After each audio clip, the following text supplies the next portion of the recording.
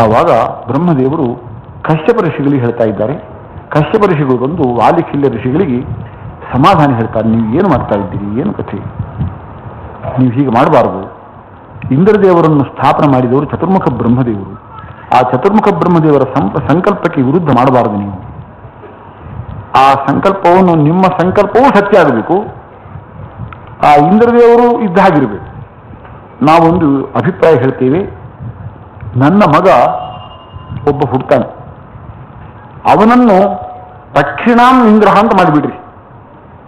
ಏನು ಇಂದ್ರನನ್ನು ಇನ್ನೊಬ್ಬ ಇಂದ್ರನನ್ನು ಮಾಡ್ತೇವೆ ಎಂಬುವಂತಹ ಸಂಕಲ್ಪ ಆ ತರಹ ಸಾರ್ಥಕ ಆಗಿಬಿಡ್ರಿ.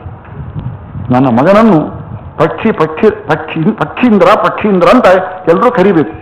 ಹಾಗೆ ನಿಮ್ಮ ಇಂದ್ರ ಪುನಃ ಶ್ರೇಷ್ಠ ಇಂದ್ರನನ್ನು ನೀವು ಮಾಡ್ತೇವೆ ಎಂಬುವಂತಹ ಮಾತು, ಪಕ್ಷೀಂದ್ರನನ್ನು ತಯಾರು ಮಾಡಿ ನಿಮ್ಮ ಕರ್ಮ, ನಿಮ್ಮ ಉದ್ದೇಶ ಸಾರ್ಥಕ ಆಗಲಿ. ಆ ಇಂದ್ರ ಹಾಗೆ ಬ್ರಹ್ಮದೇವರ ಸಂಕಲ್ಪ ಪ್ರಕಾರ ಅವನು ಹಾಗೆ ಆ ಸ್ಥಾನದಲ್ಲಿ ಇರಲಿ ಅಂತ ಹೇಳಿ ಕಶ್ಯಪ ಋಷಿಗಳು ಎಲ್ಲ ರಾಜಿ ಮಾಡಿದರು. ಆ ಪ್ರಕಾರ ಬ್ರಹ್ಮದೇವರು ಹಾಗೆಲ್ಲ ನೀನು ಬ್ರಹ್ಮರ್ಷಿಗಳಿಗೆ ಕೆಟ್ಟ ಮಾತು ತಮಾಷೆ ಮಾಡೋದು ಇನ್ನು ಮಾಡಬಾರದು ನೋಡು, ಒಂದು ಆಪತ್ತಿನಿಂದ ನೀನು ಉದ್ಧತನಾಗಿದ್ದಿ ಅಂತ ಹೇಳಿ ಬ್ರಹ್ಮದೇವರು ಇಂದ್ರದೇವರಿಗೆ ಸ್ವಲ್ಪ ಜಾಗೃತಿ ಹೇಳ್ತಾ ಇದ್ದಾರೆ. ಅಷ್ಟಾದ ಮೇಲೆ ಈ ಕಶ್ಯಪ ಋಷಿಗಳಿಗೆ ಈ ಗರುಡ ಹುಟ್ಟಿದ್ದು ಅದರ ಬೇರೆ. ಆ ಗರುಡ ಹುಟ್ಟಿದರೆ ಆ ಗರುಡನು ಪಕ್ಷೀಂದ್ರನಾಗಿ ಬಿಟ್ಟ. ಈ ಕಶ್ಯಪರ ಇದು ಯಾರು ವಾಲಿಖಿಲ್ಯ ಋಷಿಗಳ ಒಂದು ಕರ್ಮದ ಪ್ರಭಾವದಿಂದ ಮತ್ತೆ ಕಶ್ಯಪ ಋಷಿಗಳ ಅನುಗ್ರಹದಿಂದಲೂ ಏನು ಹುಟ್ಟಿದ ಗರುಡ ಅವನು ಪಕ್ಷೀಂದ್ರ ಅಂತ ಅನಿಸಿಕೊಂಡು, ಅಂಥ ಪಕ್ಷೀಂದ್ರನು ಈಗ ಅಂಥ ಒಳ್ಳೆ ಇಂದ್ರನಕ್ಕಿಂತಲೂ ಎಷ್ಟೋ ಬಲ ಉಂಟವನಿಗೆ. ಅಂಥ ಗರುಡನು ಈಗ ಬಂದದ್ದು ಅಮೃತ ತರಲಿಕ್ಕೆ ಬಂದದ್ದು ಉಂಟಲ್ವಾ, ಇದು ದೊಡ್ಡ ಆಪತ್ತಾಯ್ತು. ಈಗ ಪ್ರಮಾದ, ಇದು ಇಂದ್ರದೇವರದ್ದೇ ಪ್ರಮಾದ. ಇಂದ್ರದೇವರು ಆ ವಾಲಿಖಿಲ್ಯ ಋಷಿಗಳನ್ನು ತಮಾಷೆ ಮಾಡಿದ್ದಕ್ಕೆ ವಾಲಿಖಿಲ್ಯ ಋಷಿಗಳು ಯಜ್ಞ ಮಾಡಿದರು. ಆ ಯಜ್ಞದಲ್ಲಿ ಪಕ್ಷೀಂದ್ರ ಮಹಾಬಲಿಷ್ಠನಾಗಿ ಹುಟ್ಟಿದ್ದಾನೆ. ಅಂತಹ ಪಕ್ಷೀಂದ್ರ ಬಂದದ್ದು ಈಗ ಅಮೃತ ಅಪಹಾರ ಮಾಡಲಿಕ್ಕೆ. ಆ ಪಕ್ಷೀಂದ್ರನು ಅಷ್ಟು ಬಲಿಷ್ಠನಾಗಲಿಕ್ಕೆ ಕಾರಣ ಏನು? ವಾಲಿಖಿಲ್ಯರ ಯಜ್ಞ. ವಾಲಿಖಿಲ್ಯ ಯಜ್ಞ ಯಾಕೆ ಮಾಡಿದ್ರು? ಇಂದ್ರನು ತಮಾಷೆ ಮಾಡಿದ್ದರಿಂದ. ಆವಾಗ ಬೃಹಸ್ಪತ್ಯಾಚಾರ್ಯರು ಹೇಳಿದ್ದು ಸರಿಯಾಯ್ತು. ಈಗ ನಾವು ನಿನ್ನ ಪ್ರಮಾದದಿಂದ, ನಿನ್ನ ಅಪರಾಧದಿಂದಲೇ ಇಂಥ ಆಪತ್ತು ಬರ್ತಾ ಇದೆ ಅಂತ ಹೇಳಿ ಬೃಹಸ್ಪತ್ಯಾಚಾರ್ಯ ಹೇಳಿದ್ದು. ಆ ಪ್ರಕಾರ ಪಕ್ಷೀಂದ್ರನು ಗರುಡನು ಬಂದದ್ದೇ ತಡ, ಅಲ್ಲಿ ದೊಡ್ಡ ಯುದ್ಧ ಶುರುವಾಗ್ತದೆ. ಗರುಡನಿಗೂ ದೇವತೆಗಳಿಗೂ ಯುದ್ಧ ಶುರುವಾಗ್ತದೆ. ಆ ಯುದ್ಧದಲ್ಲಿ ದೇವತೆಗಳೆಲ್ಲ ಸೋತೆ ಹೋಗ್ತಾರೆ. ಗರುಡನ ಎದುರು ಯಾರಿಗೂ ಸಾಧ್ಯ ಆಗುವುದಿಲ್ಲ. ಮತ್ತೆ ಇಂದ್ರದೇವರು ಗರುಡನಿಂದ ಸಖ್ಯ ಮಾಡಿಕೊಳ್ತಾರೆ. ಅಮೃತವನ್ನು ಗರುಡನಿಗೆ ಕೊಡ್ತಾ ಇದ್ದಾರೆ. ಆ ಗರುಡನು ಅಮೃತವನ್ನು ತರ್ತಾನೆ. ತಂದು ಸರ್ಪಗಳಿಗೆ ಒಪ್ಪಿಸಿದಾಗ ದಾಸ್ಯ ವಿಮೋಚನೆ ಆಗ್ತದೆ. ಆ ತಾಯಿಯ ದಾಸ್ಯ ವಿಮೋಚನೆಗೆ ಗರುಡದೇವರು ಮಾಡಿದಂಥ ದೊಡ್ಡ ಕೆಲಸ, ಅಸಾಧ್ಯವಾದ ಕೆಲಸ. ಈ ದಾಸ್ಯ ವಿಮೋಚನೆ, ಸ್ವಾತಂತ್ರ್ಯ ಎಂಬುವಂಥದ್ದನ್ನು ಕೇಳಿದಾಗ ಕೆಲವರಿಗೆ ಹೀಗೆ ಅಭಿಪ್ರಾಯ ಬರ್ತಾ ಇದೆ, ಓಹೋ, ದಾಸ್ಯ ವಿಮೋಚನೆ, ಸ್ವಾತಂತ್ರ್ಯ, ಗರುಡದೇವರು ಕೂಡ ಇದನ್ನು ಅನುಸರಿಸಿದ್ದಾರೆ. ಆದ್ದರಿಂದ ನಾವೆಲ್ಲರೂ ಸ್ವಾತಂತ್ರ್ಯ ಅಭಿಪ್ರಾಯವುಳ್ಳವರಾಗಬೇಕು. ಹೆಂಗಸರು ಗಂಡಸರ ಅಧೀನದಲ್ಲಿ ಇರಬಾರದು, ನಾವು ಸ್ವಾತಂತ್ರ್ಯವನ್ನು ನಾವು ಅನುಭವಿಸಬೇಕು. ಮಕ್ಕಳು ತಂದೆ ತಾಯಿಗಳ ಅಧೀನದಲ್ಲಿರಬಾರದು, ನಾವು ಸ್ವತಂತ್ರರಾಗಿರಬೇಕು. ಗರುಡ ಎಲ್ಲ ಸ್ವಾತಂತ್ರ್ಯಕ್ಕೋಸ್ಕರ ಎಷ್ಟು ಕೆಲಸ ಮಾಡಿದ್ದಾನೆ, ಇದು ನಮಗೆ ಆದರ್ಶ ಅಂತ ಸ್ವಾತಂತ್ರ್ಯದಲ್ಲಿ ನಾವೆಲ್ಲ ಪ್ರಯತ್ನ ಮಾಡಬೇಕು, ಗರುಡ ಮಾಡಿದ ಹಾಗೆ ಅಂತ ಈ ಕಥೆ ಕೇಳಿದಾಗ ಅರ್ಥ ಆಗುವುದು ಹಾಗೆ. ಒಬ್ಬ ಗುರುಗಳು ಶಿಷ್ಯರಿಗೆಲ್ಲ ಪಾಠ ಹೇಳ್ತಾ ಇದ್ರಂತೆ. ಪಾಠ ಪ್ರವಚನ ಮುಗಿತಾ ಬಂತು.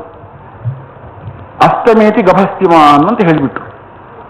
ಗಭಸ್ತಿಮಾನ್ ಅಂದ್ರೆ ಸೂರ್ಯ.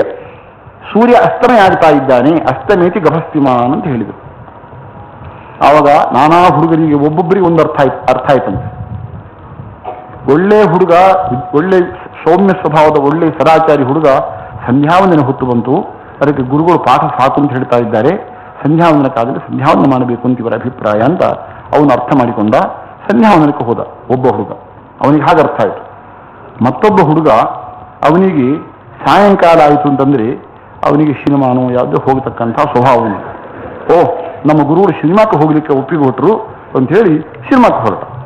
ಒಬ್ಬೊಬ್ಬರಿಗೆ ಒಂದೊಂದು ಅರ್ಥ ಆಯಿತು. ಹಾಗೆ ಈ ಮಹಾಭಾರತದ ಕಥೆ ಕೇಳುವಾಗ ಯಾರ್ಯಾರಿಗೆ ಏನೇನು ಮನಸ್ಸಲ್ಲಿ ಅಭಿಪ್ರಾಯ ಇದೆ, ದಾಸ್ಯವನ್ನು ಕಳ್ಕೊಳ್ಬೇಕು, ನಾವು ಸ್ವಾತಂತ್ರ್ಯವನ್ನು ಪಡಿಬೇಕು ಅಂತ ಇಚ್ಛೆ ಇದ್ದವರು, ಓ ಗರುಡನು ಹೇಳಿದ್ದು ನ್ಯಾಯ, ಮಾಡಿದ್ದು ನ್ಯಾಯ, ನಾವು ಕೂಡ ಸ್ವಾತಂತ್ರ್ಯವನ್ನು ಗಳಿಸಬೇಕು, ಗಂಡಸರ ಅಧೀನದಲ್ಲಿ ಹೆಂಗಸರು ಇರಬಾರದು, ನಾವು ಸ್ವಾತಂತ್ರ್ಯ ಗಳಿಸಬೇಕು ಅಂತ ಹೆಂಗಸರು ತಿಳ್ಕೊಳ್ಬಹುದು. ಎಲ್ಲ ಹೆಂಗಸರಲ್ಲ, ಕೆಲವು ಹೆಂಗಸರು ತಿಳ್ಕೊಳ್ಬಹುದು. ಇನ್ನು ಹುಡುಗರು ಹಾಗೆ, ಕೆಲವು ಹುಡುಗರಿಗೆ ಸ್ವಾತಂತ್ರ್ಯ ಬೇಕವರಿಗೆ, ತಂದೆ ತಾಯಿಯ ಮಾತನ್ನು ಕೇಳುವ ಹಾಗಿಲ್ಲೇ ಇಲ್ಲ, ಶಿಷ್ಯರು ಗುರುಗಳ ಮಾತು ಕೇಳುವ ಹಾಗಿಲ್ಲ. ಸ್ವಾತಂತ್ರ್ಯ ಸ್ವಾತಂತ್ರ್ಯ ಸ್ವಾತಂತ್ರ್ಯ, ಎಲ್ಲಿ ಸ್ವಾತಂತ್ರ್ಯ, ಯಾವ ಸ್ವಾತಂತ್ರ್ಯ ಒಳ್ಳೆಯದು, ಈ ವಿಚಾರ ಇಲ್ಲೇ ಇಲ್ಲ. ಈ ತರಹ ಒಂದು ಪ್ರವೃತ್ತಿ ಈ ಶಾಸ್ತ್ರವನ್ನೆಲ್ಲ ತಮಗೆ ಬೇಕಾದ ಹಾಗೆ ಅನುಸರಣೆ ಮಾಡುವ ಪದ್ಧತಿ ಕಂಡದೆ. ಆದರೆ ಸ್ವಾತಂತ್ರ್ಯ, ಯೋಗ್ಯವಾದ ಸ್ವಾತಂತ್ರ್ಯವನ್ನು ನಾವು ಅನುಸರಿಸಬೇಕು. ಹೆಂಗಸರಿಗೆ ಎಷ್ಟು ಮಾತ್ರಕ್ಕೂ ಸ್ವಾತಂತ್ರ್ಯ ಯೋಗ್ಯವೇ ಅಲ್ಲ. ಸ್ತ್ರೀ ಸ್ವಾತಂತ್ರ್ಯ ಮರ್ಹತಿ ಅಂತ ಮನು ಹೇಳಿದ್ದಾನೆ. ಸ್ತ್ರೀಯರು ಪತಿಯ ಅಧೀನದಲ್ಲೇ ಇರಬೇಕು ಹೊರತಾಗಿ ಸ್ವತಂತ್ರರಾಗಬಾರದು ಅಂತ ನಮ್ಮ ಸನಾತನ ಧರ್ಮ. ಹಾಗಾದ್ರೆ ಪತಿ ದುಷ್ಟನಾದರೆ, ಇದು ಒಳ್ಳೆಯ ಪತಿ ಒಳ್ಳೆಯವನಾದ್ರೆ ಸರಿ, ಪತಿ ದುಷ್ಟನಾದರೆ ಆ ದುಷ್ಟನು ತುಂಬ ಕಷ್ಟ ಕೊಡ್ತಾ ಇದ್ದಾನೆ. ತುಂಬ ಕಷ್ಟ ಕೊಡ್ತಾ ಇದ್ದಾಗ ಆ ಪತಿಯ ಅಧೀನವಾಗಿರಬೇಕು ಅಂತ ನೀವು ಹೇಳಿದರೆ ಹಾಗೆ. ಪತಿ ಒಳ್ಳೆಯವನಾದರೆ ಅವನ ಅಧೀನದಲ್ಲಿ ಇರೋಣ, ಅಡ್ಡಿಲ್ಲ. ಬಹಳ ಕೆಟ್ಟವನಾದರೆ ಪತಿ ಅವನ ಅಧೀನದಲ್ಲಿ ಇರಬೇಕಾ ಅಂತ ಪ್ರಶ್ನೆ ಮಾಡಬಹುದು. ಆದರೆ ಪತಿ ಕೆಟ್ಟವನಾದರೂ ಕೂಡ ಮಕ್ಕಳು ಹಾಗೆ, ತಂದೆ ಬಹಳ ಕೆಟ್ಟವನಾದರೆ ಅವನ ಅಧೀನದಲ್ಲಿ ನಾವು ಇರಬೇಕಾ ಅಂತ ಮಕ್ಕಳು ಕೇಳ್ತಾರೆ, ಹುಡುಗರು ಕೇಳ್ತಾರೆ. ಇದಕ್ಕೇನು ಸಮಾಧಾನ ಅಂತಂದರೆ, ಈಗ ಹಿರಣ್ಯಕಶಿಪು ಬಹಳ ಕೆಟ್ಟವ, ಅವನ ಅಧೀನದಲ್ಲಿ ಪ್ರಹ್ಲಾದ ಅವನು ಹೇಳಿದ ಹಾಗೆ ಕೇಳಿಕೊಂಡಿದ್ದು. ಎಷ್ಟು ಶಿಕ್ಷೆ ಕೊಟ್ಟರೂ ಕೂಡ ಪ್ರಹ್ಲಾದ ಅದನ್ನು ಅನುಸರಿಸಿಕೊಂಡೇ ಇದ್ದ ಹೊರತು ಹಿರಣ್ಯಕಶಿಪು ಕೆಟ್ಟವ ಅಂತ ಹೇಳಿ ಅವನನ್ನು ತಿರಸ್ಕಾರ ಮಾಡಲೇ ಇಲ್ಲ. ಇನ್ನು ಮಂಡೋದರಿ ಇದ್ದಾಳೆ, ಮಹಾಪತಿವ್ರತೆ, ಪಂಚಕನ್ಯಾಸ ಅಂತ ಹೇಳಿ ಪಂಚಕನ್ಯರಲ್ಲಿ ಮಂಡೋದರಿ ಕೂಡ ಸೇರಿದ್ದಾಳೆ. ಆ ರಾವಣನ ಹೆಂಡತಿ. ರಾವಣ ದುಷ್ಟ, ಆ ದುಷ್ಟನಾಗಿರತಕ್ಕಂತಹ ರಾವಣನ ಅಧೀನದಲ್ಲಿ ಇದ್ರು. ಅವನು ದುಷ್ಟ ಅಂತ ಹೇಳಿ ಸ್ವಾತಂತ್ರ್ಯ ಬೇಕು ಅಂತ ಹೇಳಿ ದುಷ್ಟರ ಕೈಯೊಳಗೆ ನಾನು ಇರ್ಲಿಕ್ಕಿಲ್ಲ ಅಂತ ಹೇಳಿ ಅವಳೇನು ಬಿಟ್ಟು ಹೋಗಿಲ್ಲ. ಹಾಗಾದರೆ ಒಂದು ಪ್ರಶ್ನೆ, ಗಂಡನು ಮಹಾಪಾತಕಿಯಾಗಿ ಬಿಟ್ರೆ, ಮಹಾಪಾತಕ ಅಂದ್ರೆ ಮಹಾಪಾತಕ, ಉಪಪಾತಕ, ಲಘುಪಾತಕ, ಪಾತಕ ಹೀಗೆಲ್ಲ ಶಾಸ್ತ್ರದಲ್ಲಿ ಉಂಟು. ಮಹಾಪಾತಕ ಅಂದ್ರೆ ಬ್ರಹ್ಮಹತ್ಯ, ಶಿರಸ್ಕಂಚ, ಸ್ವರ್ಣಸ್ಥೇಯ ಭುಜದ್ವಯಂ, ಸುರಾಪಾನ ಹೃದಯುಕ್ತಂ, ಗುರುತರ್ಪ ಕಟಿದ್ವಯಂ. ಬ್ರಹ್ಮಹತ್ಯ ಮಾಡೋದು ಅದೊಂದು ಮಹಾಪಾತಕ, ಸುರಾಪಾನ ಮಾಡೋದು ಮಹಾಪಾತಕ, ಗುರುತಲ್ಪ ಗುರುಗಳ ಭಾರ್ಯೆಯನ್ನು ಗಮನ ಮಾಡುವುದು ಮಹಾಪಾತಕ. ಅವರ ಸಂಬಂಧ ಮಾಡುವುದು, ಯಾರು ಇಂತಹ ಮಹಾಪಾತಕಿಗಳು ಅವರ ಮಹಾಪಾತಕ. ಇಂತಹ ಮಹಾಪಾತಕವನ್ನು ಪತಿ ಮಾಡಿದರೆ, ಪತಿ ಮಹಾಪಾತಕ ದೂಷಿತನಾದರೆ, ಅಂಥ ಮಹಾಪಾತಕಿಯಾದ ಗಂಡನ ಅಧೀನದಲ್ಲಿ ಹೆಂಗಸು ಇರಬೇಕೋ ಬೇಡು. ಬೈಯತಕ್ಕಂಥ ಗಂಡ ಅದು ಬೇರೆ, ಏನು ಮಹಾಪಾತಕಿ ಆಗಿಬಿಟ್ಟವನು, ಸುರಾಪಾನ ಮಾಡ್ತಾ ಇದ್ದಾನೆ, ಮಹಾಪಾತಕ. ಅಂಥವನ ಅಧೀನದಲ್ಲಿ ಹೆಂಗಸರು ಇರಬೇಕೋ ಬೇಡು ಅಂತ ಕೇಳಿದರೆ, ಯಾಜ್ಞವಲ್ಕ್ಯ ಸ್ಮೃತಿಯಲ್ಲಿ ಹೇಳ್ತಾ ಇದ್ದಾರೆ, ಆಶುದ್ಧೇ ಸಂಪ್ರತಿಕ್ಷೋಹಿ ಮಹಾಪಾತಕ ದೂಷಿತ. ಯಾಜ್ಞವಲ್ಕ್ಯ ಸ್ಮೃತಿ. ಗಂಡನು ಮಹಾಪಾತಕದಿಂದ ದೂಷಿತನಾದರೆ ಆವಾಗ ಅವನ ಸಂಪರ್ಕ ಬಿಡಬೇಕಂತೆ, ಹೆಂಗಸು ಬಿಡಬೇಕು. ಅವನು ಪರಿಶುದ್ಧನಾಗುವ ತನಕ ಅವನ ಸಂಬಂಧ ಮಾಡಬಾರದು. ಆಶುದ್ಧೇ ಸಂಪ್ರತಿಕ್ಷೋಹಿ ಮಹಾಪಾತಕ ದೂಷಿತ. ಅದರಿಂದ ಸ್ವಾತಂತ್ರ್ಯ, ಆ ಸಂದರ್ಭದಲ್ಲಿ ಸ್ವಾತಂತ್ರ್ಯ ಅವರಿಗೆ ವಿಹಿತವೇ. ಗಂಡ ಅವನು ಬಾ ಇಲ್ಲೇ ನನ್ನ ಸ್ವಾಧೀನ ಕೂತ್ಕೊ ಅಂತ ಹೇಳಿದರೆ ಕೂತ್ಕೊಳ್ಬಾರದು. ನಿನ್ನ ಬಿಟ್ಟಿದ್ದೇನೆ ನಾನು, ನೀನು ಮಹಾಪಾತಕಿ, ನಾನು ಬಿಟ್ಟಿದ್ದೇನೆ ಅಂತ ಹೇಳ್ಬೋದು. ಅವನು ಪರಿಶುದ್ಧನಾದರೆ ನಾನು ನಿನ್ನ ಹತ್ರ ಬರ್ತೇನೆ ಅಂತ ಹೀಗೆ ಹೇಳಲಿಕ್ಕೆ ಯಾಜ್ಞವಲ್ಕ್ಯರು ಒಪ್ಪಿಕೊಟ್ಟಿದ್ದಾರೆ. ಹಾಗಾದರೆ ಪ್ರಶ್ನೆ ಬರಬಹುದು, ರಾವಣ ಮಹಾಪಾತಕಿ, ಅವನು ಮಾಡದಿದ್ದಂತಹ ಪಾತಕ ಇಲ್ಲ, ಅವನನ್ನು ಅನುಸರಿಸಿಕೊಂಡು ಮಂಡೋದರಿ ಹೇಗಿದ್ದು? ಆ ರಾವಣನ ಬಿಡಬೇಕಾಗಿತ್ತು ಮಂಡೋದರಿ, ಮಹಾಪವಿತ್ರಳವಳು, ಹೇಗೆ ಅವಳು ಅನುಸರಿಸಿದಳು ಅಂತ ಒಂದು ಪ್ರಶ್ನೆ ಬರ್ತದೆ. ಆದರೆ ಅದಕ್ಕೆ ಸಮಾಧಾನ ಹೀಗೆ ಕೊಡಬೇಕು. ಈ ರಾವಣನಲ್ಲಿ ಜೀವದ್ವಯ ಇದೆ. ಹೇಗೆ ಭಾರತೀ ದೇವಿಯಲ್ಲಿ 5 ಮಂದಿ ಸ್ತ್ರೀಯರಿದ್ದರಂತೆ, ಒಂದೇ ದೇಹದಲ್ಲಿ 5 ಮಂದಿ ಸ್ತ್ರೀಯರು. ಯಮದೇವರ ಹೆಂಡತಿ ಶ್ಯಾಮಳ, ಇಂದ್ರದೇವರ ಹೆಂಡತಿ ಶಚಿ, ಅಶ್ವಿನಿ ದೇವತೆಗಳ ಹೆಂಡತಿ ಉಷಾ, ವಾಯುದೇವರ ಹೆಂಡತಿ ಭಾರತಿ, ಇನ್ನು ಪಾರ್ವತಿ ಅವನು ಇದ್ರು ಆ ದೇಹದಲ್ಲಿ. 5 ಮಂದಿ ಹೆಂಗಸರು ಸೇರಿ ಭಾರತೀ ದೇಹದಲ್ಲಿ ಇದ್ರು ಒಳಗೆ. ಹಾಗೆ ಈ ರಾವಣನ ದೇಹದಲ್ಲಿ ಜಯ ಎಂಬುವಂತಹ ಒಳ್ಳೆ ದ್ವಾರಪಾಲಕ ಸಜ್ಜೀವ ರಾವಣ ಅಂತಂದ್ರೆ, ಅವನ ದೇಹದಲ್ಲಿ ಒಬ್ಬ ರಾಕ್ಷಸನು ಇದ್ದಾನೆ, ದುಷ್ಟ. ಜೀವೋದ್ವಯ ಸಮಾವೇಶ ಆಗಿದೆ. ಜೀವೋದ್ವಯ ಸಮಾವೇಶ ಆದ ಸ್ಥಳದಲ್ಲಿ ಭಾರತೀ ವಿಷಯದಲ್ಲಿ ಆಚಾರ್ಯರು ಏನು ಹೇಳಿದ್ದಾರೆ ಅಂತಂದ್ರೆ, ಯಾವ ದಿವಸ ಭೀಮಸೇನ ದೇವರು ದ್ರೌಪದಿ ಸಂಬಂಧ ಮಾಡ್ತಾರೆ, ಆ ದಿವಸ ಇನ್ಯಾವ ಸ್ತ್ರೀಯರಿಗೂ ಅಲ್ಲಿ ಆ ದೇಹದಲ್ಲಿ ಅಭಿಮಾನವೇ ಇಲ್ಲ. ಅವರಿಗೆ ಮೂರ್ಛಾವಸ್ಥೆಯನ್ನು ಇತರ ಆ ದೇಹದಲ್ಲಿದ್ದಂತಹ ಸ್ತ್ರೀಯರಿಗೆ ಮೂರ್ಛಾವಸ್ಥೆ ಅಂತ. ಅರ್ಜುನನು ಯಾವ ದಿವಸ ದ್ರೌಪದಿಯ ಸಂಬಂಧ ಮಾಡ್ತಾ ಇದ್ದಾನೆ, ಆವಾಗ ಶಚಿ ಮಾತ್ರ ಅಭಿಮಾನವುಳ್ಳವಳಾಗ್ತಾಳೆ ಆ ದೇಹದಲ್ಲಿ. ಇತರ ಸ್ತ್ರೀಯರಿಗೆ ಸಮ್ಮೋಹವತ್ ಭವತೀಹ ಕನ್ಯಾ, ಮರಣವತ್ ಭವತೀಹ ಕನ್ಯಾ, ಮರಣ ಆದಂತೆಂತೆ. ಅಂದ್ರೆ ಮರಣಾದಂತೆ ಅಲ್ಲ, ಮೋಹ ಮೂರ್ಛೆ ಇದ್ದಾಗಿ. ಅಂದ್ರೆ ಹರಿಸ್ಮರಣೆ ಉಂಟಂತೆ ಆ ಕಾಲದಿಂದ. ಆ ಹೆಂಗಸರಿಗೆ ದೇಹದ ಅಭಿಮಾನ ಇಲ್ಲ, ಹರಿಸ್ಮರಣೆ ಇದೆ ಅಂತ ಹೇಳ್ತಾರೆ ಆಚಾರ್ಯರು. ಆ ಹೆಂಗಸು ಹರಿಸ್ಮರಣೆ ಮಾಡ್ತಾ ಇದ್ರಂತೆ, ಆತ ದೇಹಾಭಿಮಾನ ಇಲ್ಲ. ಅದಕ್ಕೋಸ್ಕರ ಆ ಗಂಡಂದಿರಿಗೆ ಯಾರಿಗೂ ಕೂಡ ಅನ್ಯ ಸ್ತ್ರೀ ಸಂಪರ್ಕವೇ ಇಲ್ಲ, ತಮ್ಮ ತಮ್ಮ ಸ್ತ್ರೀ ಸಂಪರ್ಕವೇ ಹೊರತು ಅನ್ಯ ಸ್ತ್ರೀ ಸಂಪರ್ಕವೇ ಇಲ್ಲ ಅಂತ ಆಚಾರ್ಯರು ಅನ್ಯಾದೃಶೀ ಸುರಭುಕ್ತಿ ರಥೋನ್ಯ ರೂಪ ಮಾನುಷ್ಯ ಭುಕ್ತಿರಿತಿ ನಾತ್ರ ವಿಚಾರ್ಯಮಸ್ತಿ. ಸುರಭುಕ್ತಿ ಅನ್ಯಾದೃಶಿ, ಮನುಷ್ಯ ಭುಕ್ತಿ ಅನ್ಯಾದೃಶಿ. ಮನುಷ್ಯರು ಭೋಗಿಸುವ ಕ್ರಮವೇ ಬೇರೆ, ದೇವತೆಗಳು ಭೋಗಿಸುವ ಕ್ರಮವೇ ಬೇರೆ. ಅದು ವಿಚಿತ್ರ ಇದೆ, ನೀವು ಇದರಲ್ಲಿ ವಿಚಾರ ಮಾಡಬೇಡ್ರಿ ಅಂತ ಆಚಾರ್ಯರು ಅನ್ಯಾದೃಶೀ ಸುರಭುಕ್ತಿ ರಥೋನ್ಯ ರೂಪ ಮಾನುಷ್ಯ ಭುಕ್ತಿರಿತಿ ನಾತ್ರ ವಿಚಾರ್ಯಮಸ್ತಿ ಅಂತ ಹೇಳಿದ್ದಾರೆ. ಹಾಗೆ ಮಂಡೋದರಿ ಅವರು ರಾವಣನಲ್ಲಿ 2 ಜೀವ ಇದ್ದದ್ರಿಂದ ಅವು ಯಾವಾಗ ಮಂಡೋದರಿ ಸಂಪರ್ಕ ರಾವಣ ಮಾಡ್ತಾ ಇದ್ದಾನೆ, ಅವಾಗ ರಾಕ್ಷಸನಿಗೆ ಮೋಹ ಬಂದಿದ್ದರೆ ಕಾಣಿಸ್ತಿದ್ದ. ಅವನ ಆ ದೇಹದಲ್ಲಿ, ರಾವಣ ದೇಹದಲ್ಲಿ ಅವರಿಗೆ ಎಚ್ಚರಿಕೆ ಇದ್ದಿಲ್ಲ. ಅವನಿಗೆ ರಾವಣ ಯಾರು ಪತಿ ಯಾರಿದ್ದಾನೆ, ಒಳ್ಳೆ ಶುದ್ಧ ಜೀವ, ರಾವಣನ ಎಷ್ಟು ಭಗವದ್ವೇಷ ಮಾಡಲಿ, ಎಷ್ಟು ಮಹಾಪಾತಕ ಮಾಡಲಿ, ಅದು ಯಾರಿಗೆ ಸಂಬಂಧ ಅಂತಂದ್ರೆ ರಾವಣ ದೇಹದಲ್ಲಿ ಯಾವ ದುಷ್ಟ ಜೀವ ಇದ್ದಾನೆ ಅವನಿಗೆ ಸಂಬಂಧ. ಭಗವದ್ವೇಷ ಆಗಲಿ ಮಹಾಪಾತಕ ಆಗಲಿ ಅವನಿಗೆ, ಅವನ ಒಳಗೆ ದೇಹ ದುಷ್ಟ ಜೀವ ಇದ್ದದ್ದಕ್ಕೆ ಅವನು ಹಾಗೆ ಮಾಡಿದ. ಸಜ್ಜೀವನಿಗೆ ಅವನು ಪವಿತ್ರನೇ. ಅವಾಗ ಮಂಡೋದರಿ ಪವಿತ್ರ ಸಜ್ಜೀವನ ಸಂಬಂಧವನ್ನೇ ಹೊಂದಿದ್ದಾಳೆ. ಆ ದುಷ್ಟ ಜೀವನು ಆವಾಗ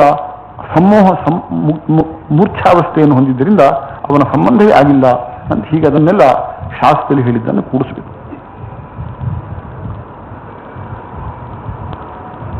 ಅಂತೂ ಶಾಸ್ತ್ರದಲ್ಲಿ ಹೇಳಿದಂತಹ ವಿಷಯವನ್ನು ನಾವು ಅರ್ಥ ಮಾಡಿಕೊಳ್ಳಲಿಕ್ಕೆ ಪ್ರಯತ್ನ ಮಾಡಬೇಕು. ದೃಷ್ಟಾಂತವನ್ನು ನೋಡಿಕೊಂಡು, ಶಾಸ್ತ್ರ ದೃಷ್ಟಾಂತ, ಕೆಲವರಿಗೆ ಬಹಳ ದೃಷ್ಟಾಂತಗಳು ಸಿಗ್ತಾ ಇದ್ದಾವೆ. ವಿಶ್ವಾಮಿತ್ರ ಋಷಿಗಳು ಅವರು ಕ್ಷತ್ರಿಯರಾಗಿದ್ದವರು ಬ್ರಾಹ್ಮಣರಾಗಿದ್ದಾರೆ, ನಾವು ಕೂಡ ಯಾವುದೇ ಜಾತಿಯಾಗಲಿ ನಾವು ಬ್ರಾಹ್ಮಣರಾಗ್ತೀವಿ ಅಂತ ಒಂದು ದೃಷ್ಟಾಂತ ಹಿಡ್ಕೊಂಬುದು, ನಾವು ಕೂಡ ಹಾಗೆ ಆಗಬಹುದಲ್ಲೋ ಅಂತ ಪ್ರಶ್ನೆ ಮಾಡೋದು. ಎಷ್ಟೋ ಜನ ಹೀಗೆ ಪ್ರಶ್ನೆ ಮಾಡ್ತಾ ಇದ್ದಾರೆ. ಆದರೆ ವಿಶ್ವಾಮಿತ್ರರಿಗೆ ಅದು ಸಾಧ್ಯ ಹೊರತು ಕ್ಷತ್ರಿಯರಾಗಿದ್ದವರಿಗೆ ಬ್ರಾಹ್ಮಣ್ಯವನ್ನು ಹೊಂದಲಿಕ್ಕೆ ಸಾಧ್ಯ ಹೇಗಾಯಿತು? ಎಂಥ ತಪಸ್ಸು ಮಾಡಿದ್ದಾರೆ. ಆ ತಪಸ್ಸಿನ ಶಕ್ತಿ ವಿಚಿತ್ರ ಶಕ್ತಿ, ಅದ್ಭುತ ತಪಸ್ಸು, ಸಹಸ್ರಾರು ವರ್ಷದ ತಪಸ್ಸು. ಅಂತಹ ತಪಸ್ಸಿಗೆ ಮೆಚ್ಚಿ ಬ್ರಹ್ಮದೇವರು ವರ ಕೊಟ್ಟಿದ್ದಾರೆ. ಆ ವರಬಲದಿಂದ ಆಯಿತೇ ಹೊರತಾಗಿ ಇತರರಿಗೆ ಅಂಥ ತಪಸ್ಸು ಮಾಡಲಿಕ್ಕೂ ಸಾಧ್ಯ ಇಲ್ಲ, ವರವನ್ನು ಪಡೀಲಿಕ್ಕೆ ಸಾಧ್ಯ ಇಲ್ಲ. ನಾವು ಕೂಡ ಬ್ರಾಹ್ಮಣರಾಗಿಬಿಡ್ತೇವೆ ಅಂತಂದರೆ ಶಾಸ್ತ್ರದಲ್ಲಿ ಅದಕ್ಕೆ ಒಪ್ಪಿಗೆ ಇಲ್ಲ. ಬ್ರಾಹ್ಮಣನು ಅವನು ಶೂದ್ರನಾಗ್ತಾನೆ ಅಂತುಂಟು. ಬ್ರಾಹ್ಮಣನು ಶೂದ್ರ ಆಗುವುದು ಅಂತಂದರೆ ಅವನ ಬ್ರಾಹ್ಮಣ್ಯ ಹೋಗ್ತದೆ ಅಂತಂದ್ರೆ ಏನರ್ಥ? ಬ್ರಾಹ್ಮಣ್ಯ 2 ಪ್ರಕಾರವಿದೆ. ಜನ್ಮನಾ ಜಾಯತೆ ಶೂದ್ರ, ಕರ್ಮನಾ ದ್ವಿಜ ಉಚ್ಯತೆ ಅಂತ. ತಂದೆ ತಾಯಿಗಳು ಬ್ರಾಹ್ಮಣರಾದ್ದರಿಂದ ಮಗನು ಬ್ರಾಹ್ಮಣನಾಗ್ತಾನೆ, ಅದೊಂದು ಬ್ರಾಹ್ಮಣ್ಯ. ತಂದೆ ತಾಯಿಗಳು ಬ್ರಾಹ್ಮಣ್ಯ ಪ್ರೀತ ಮಗನಿಗೆ ಒಂದು ಬ್ರಾಹ್ಮಣ್ಯ. ಉಪನಯನಾದಿ ಸಂಸ್ಕಾರದಿಂದ ಇನ್ನೊಂದು ಬ್ರಾಹ್ಮಣ್ಯ. 2 ಥರದ ಬ್ರಾಹ್ಮಣ್ಯ ಉಂಟು ಅಂತ ವ್ಯಾಸರಾಯ ಸ್ವಾಮಿಯವರು ವ್ಯಾಖ್ಯಾನದಲ್ಲಿ ಹೇಳ್ತಾ ಇದ್ದಾರೆ. ಏನು, ಯಾವುದಾದ್ರೂ ಕೆಟ್ಟ ಕರ್ಮ ಮಾಡಿದರೆ ಬ್ರಾಹ್ಮಣ್ಯ ನಾಶ ಆಗ್ತದೆ ಅಂದ್ರೆ ಯಾವ ಬ್ರಾಹ್ಮಣ್ಯ ನಾಶ ಆಗುವುದು? ಒಂದು ಬ್ರಾಹ್ಮಣ್ಯ ಹಾಗೆ ಉಂಟು. ತಂದೆ ತಾಯಿಗಳು ಬ್ರಾಹ್ಮಣರಾದ ಪ್ರೀತ ಹುಡುಗ ಏನು ಬ್ರಾಹ್ಮಣನಾಗಿದ್ದಾನೆ,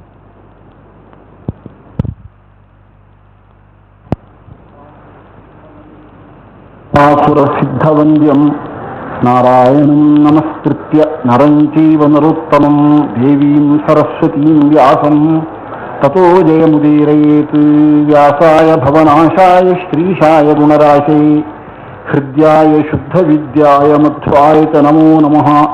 ಪೂಜ್ಯಾಯ ರಾಘವೇಂದ್ರಾಯ ಸತ್ಯಧರ್ಮರತಾಯ ಚ ಭಜತಾಂ ಕಲ್ಪವೃಕ್ಷಾಯ ನಮತಾಂ ಕಾಮಧೇನವೇ. ಶ್ರೀ ಗುರುಭ್ಯೋ ನಮಃ.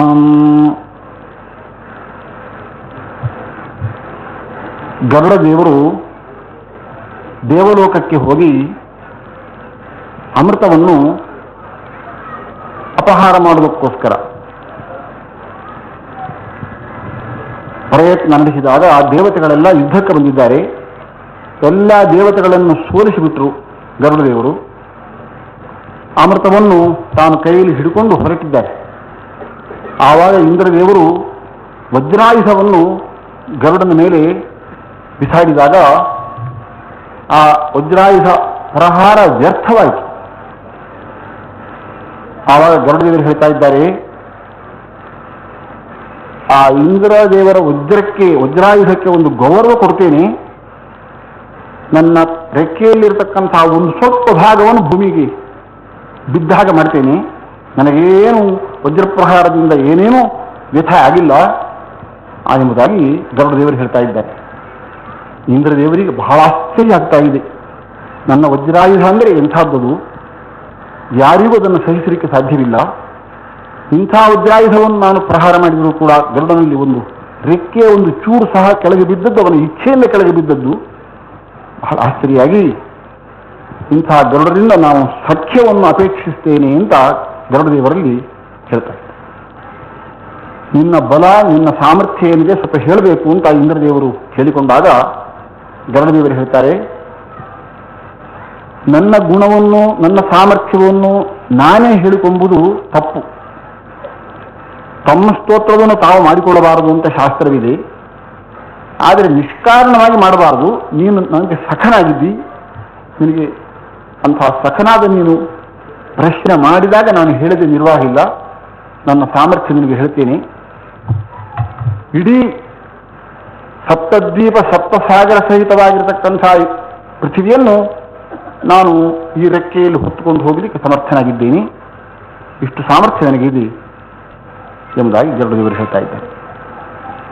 ಆನಂತರ ಇಂದ್ರದೇವರು ಹೇಳ್ತಾರೆ, ಈಗ ಅಮೃತವನ್ನು ತಗೊಂಡು ಹೋಗುವುದು ನಿನಗೋಸ್ಕರವೋ ಇತರರಿಗೋಸ್ಕರವೋ ಅಂತ ಹೇಳಿದಾಗ, ನನಗೇನು ಇದು ಬೇಡ, ಅಮೃತ ಬೇಡ ಅಂತ ಗರುಡದೇವರು ಹೇಳ್ತಾರೆ.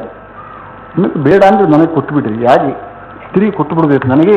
ಯಾಕೆಂದ್ರೆ ಇತರರಿಗೆ ಯಾರಿಗಾದರೂ ಅಮೃತ ಸಿಕ್ಕಿದರೆ ಅವರು ಮರಣರಹಿತರಾಗಿ ನಮ್ಮ ದೇವಲೋಕಕ್ಕೆ ತುಂಬ ತೊಂದರೆ ಕೊಡ್ತಾ ಇದ್ದಾರೆ.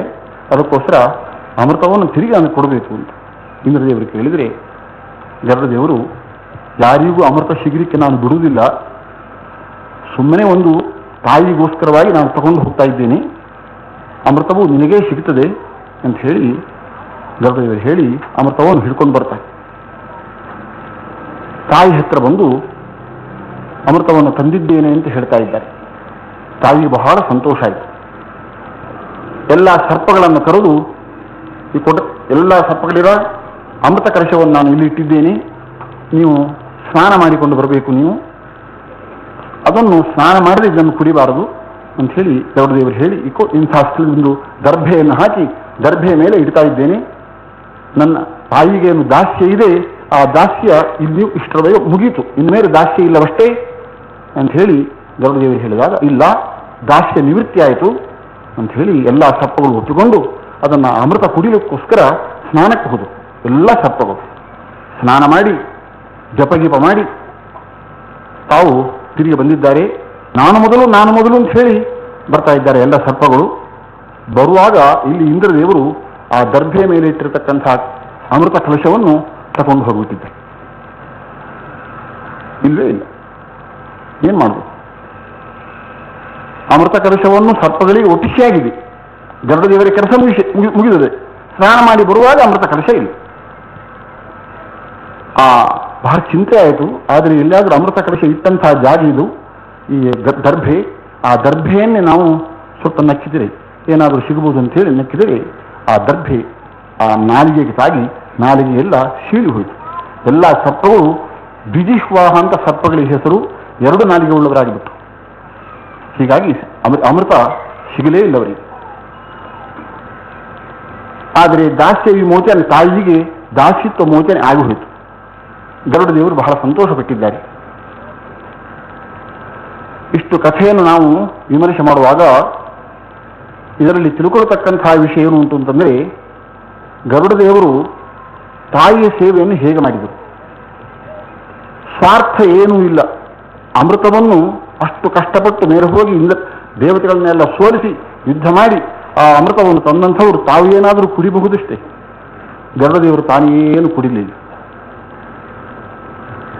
ತಾಯಿಯ ದಾಸಿತ್ವ ಮೋಚನೆ ಆಗಬೇಕು ಎಂಬುವಂತಹ ಒಂದು ತಾಯಿಯ ಸೇವೆಯನ್ನು ನಿಸ್ವಾರ್ಥ ಬುದ್ಧಿಯಿಂದ ಏನು ಗರುಡದೇವರು ಮಾಡಿದರು.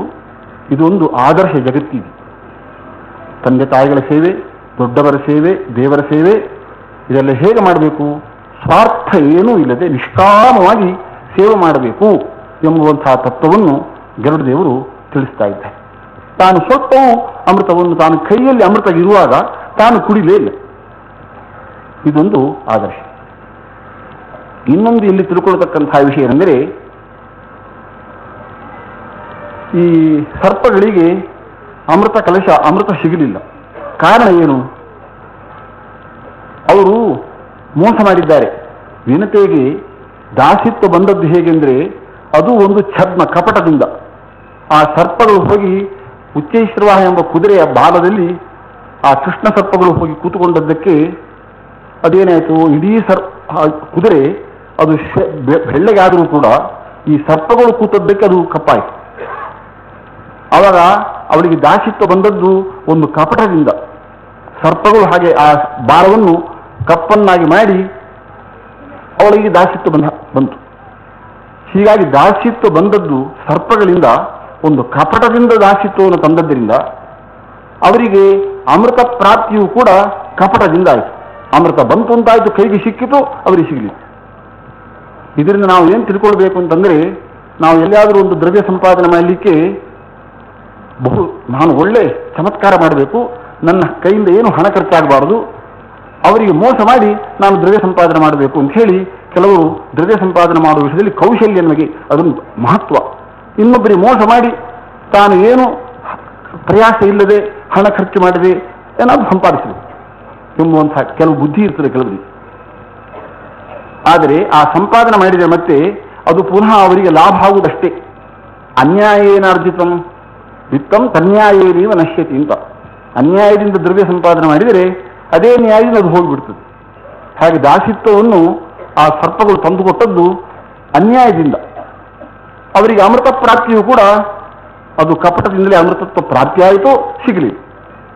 ಹಾಗೆ ನಾವು ಇನ್ನೊಬ್ಬರಿಗೆ ಅನ್ಯಾಯ ಮಾಡಿದರೆ, ಕಪಟ ಮಾಡಿದರೆ ತಮಗೆ ಅದರ ಲಾಭ ಅಮೃತ ಕೈಗೆ ಸಿಕ್ಕಿದರೂ ಕೂಡ ಅದು ಸಿಗಲಿಲ್ಲ. ಇದೊಂದು ನಾವು ನ್ಯಾಯವನ್ನು ಈ ಕಥೆಯಿಂದ ತಿಳ್ಕೊಳ್ಬೇಕಾಗಿದೆ.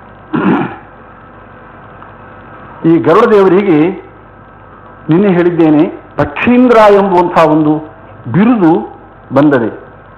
ಪಕ್ಷಿಗಳಲ್ಲಿ ಶ್ರೇಷ್ಠರು ಇಂದ್ರನನ್ನು ಅನ್ಯಮಿಂದ್ರನ್ ಕರಿಷ್ಯಾಮಿ, ಈ ಇಂದ್ರನಕ್ಕಿಂತ ಒಂದು ಬೇರೆ ಇಂದ್ರನನ್ನು ತಯಾರು ಮಾಡ್ತೇವೆ ಅಂತ ಹೇಳಿ ಆ ವಾಲಿಖಿಲ್ಯ ಋಷಿಗಳು ಯಜ್ಞ ಮಾಡ್ತಾ ಇದ್ರು. ಯಜ್ಞ ಮಾಡ್ತಾ ಇದ್ದರೆ ಕಶ್ಯಪ ಋಷಿಗಳು ಬಂದು ಇಂದ್ರದೇವರನ್ನು, ದೇವತೆಗಳಿಗೆ ಇಂದ್ರನನ್ನಾಗಿ ಮಾಡಿದ್ದು ಬ್ರಹ್ಮದೇವರು, ಆ ಬ್ರಹ್ಮದೇವರ ಮಾತು ವ್ಯರ್ಥ ಆಗಬಾರದು ಅಂಥೇಳಿ ಕಶ್ಯಪ ಋಷಿಗಳು ಸಮಾಧಾನ ಮಾಡಿ ಆ ವಾಲಿಖಿಲ್ಯ ಋಷಿಗಳಿಗೆ ಎಲ್ಲ ಬೋಧನೆ ಮಾಡಿ, ನೀವೇನು ಇನ್ನೊಂದು ಇಂದ್ರನನ್ನು ಮಾಡಬೇಕು ಅಂತ ಮಾಡಿದ್ದೀರಿ, ಅದು ನನ್ನ ಮಗನಾದ ಗರುಡ ಇದ್ದಾನಷ್ಟೇ, ಅವನು ಪಕ್ಷೀಂದ್ರನಾಗಿ ಬಿಡಲಿ, ಇನ್ನು ಮೇಲೆ ನನ್ನ ಮಗ ಗರುಡ ಹುಟ್ಟಾನೆ, ಅವನು ಪಕ್ಷೀಂದ್ರನಾಗಲಿ ಅಂತ ಹೇಳಿ ಕಶ್ಯಪ ಋಷಿಗಳು ಮಾಡಿಬಿಟ್ರು. ಹೀಗಾಗಿ ಗರುಡನು ಪಕ್ಷೀಂದ್ರನಾದ ಅಂತ ನಿನ್ನೆ ಒಂದು ಕಥೆ ಬಂದಿದೆ. ಪಕ್ಷೀಂದ್ರ ಎಂಬುವಂತಹ ಶಬ್ದದ ಮೇಲೆ ಸ್ವಲ್ಪ ನಮಗೆ ವಿಮರ್ಶೆ ಮಾಡಬೇಕು ಅಂತ ಕಾಣಿಸ್ತಾ ಇದೆ.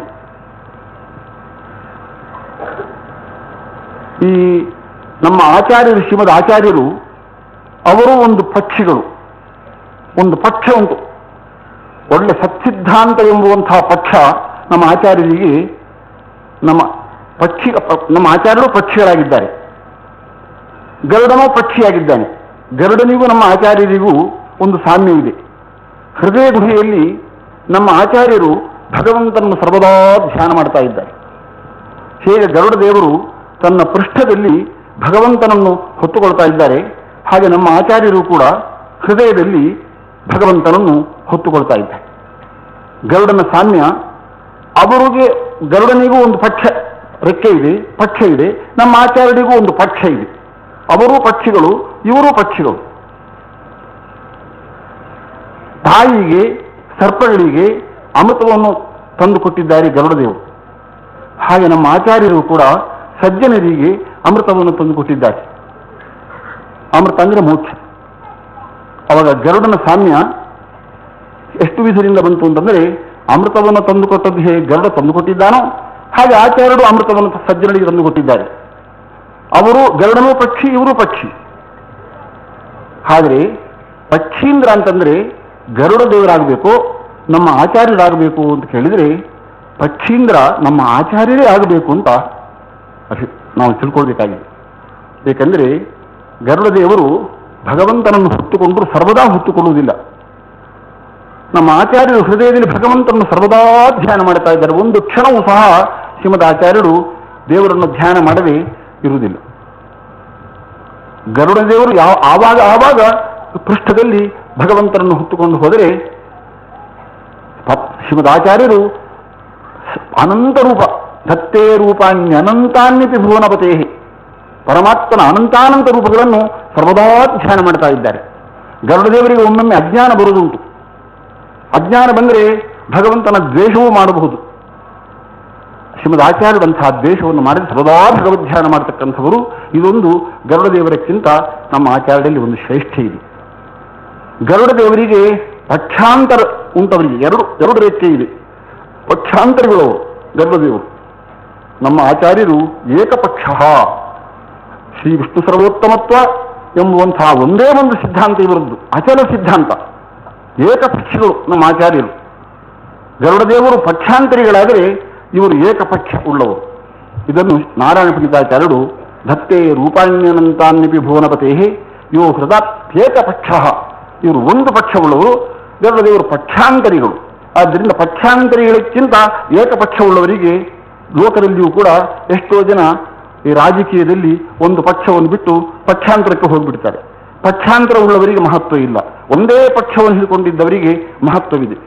ಹಾಗೆ ಗರುಡದೇವರು ಪಕ್ಷಾಂತರವುಳ್ಳವರು, ಶ್ರೀಮದ್ ಆಚಾರ್ಯರು ಏಕಪಕ್ಷ ಉಳ್ಳವರು.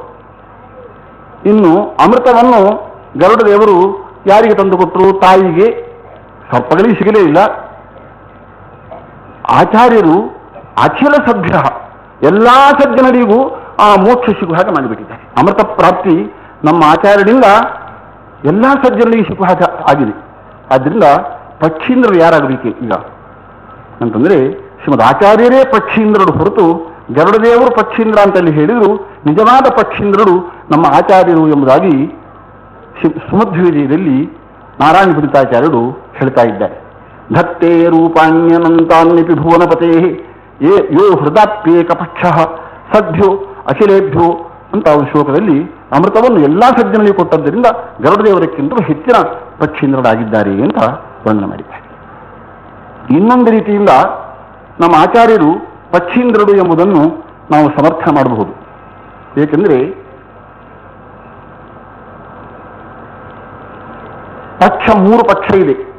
ದ್ವೈತ, ಅದ್ವೈತ, ವಿಶಿಷ್ಟಾದ್ವೈತ ಎಂಬುವಂತಹ ಮೂರು ಪಕ್ಷಗಳು, ಮೂರು ಮತಗಳು ಜಗತ್ತಿನಲ್ಲಿ ಪ್ರಸಿದ್ಧ ಆಗಿದೆ. ಈ ಮೂರು ಪಕ್ಷ ಉಳ್ಳವರಲ್ಲಿ ಪಕ್ಷೀಂದ್ರರು, ಪಕ್ಷ ಉಳ್ಳವರಲ್ಲಿ, ಸಿದ್ಧಾಂತ ಉಳ್ಳವರಲ್ಲಿ ಮೂರು ಆಚಾರ್ಯರ ಪೈಕಿ ಪಕ್ಷಿಗಳಲ್ಲಿ ಇವರು ಪಕ್ಷಿ ಶ್ರೇಷ್ಠರು, ಪಕ್ಷೀಂದ್ರರು. ಏಕೆ ಅಂತಂದರೆ ನಮ್ಮ ಆಚಾರ್ಯರು ಒಂದೇ ಒಂದು ಪಕ್ಷ, ವಿಷ್ಣು ಸರ್ವೋತ್ತಮತ್ವ ಎಂಬುವಂತಹ ಒಂದು ಪಕ್ಷ ಬಿಟ್ಟು ಇನ್ನೊಂದು ಪಕ್ಷಾಂತರ ಇಲ್ಲವರಲ್ಲಿ. ಇತರ ಆಚಾರ್ಯರು, ಅದ್ವೈತಾಚಾರ್ಯರು, ಅವರು ಷಡ್ಮತ ಸ್ಥಾಪನಾಚಾರ್ಯರು ಎಂಬುವಂತಹ ಬಿರುದು ಉಂಟವರಿಗೆ.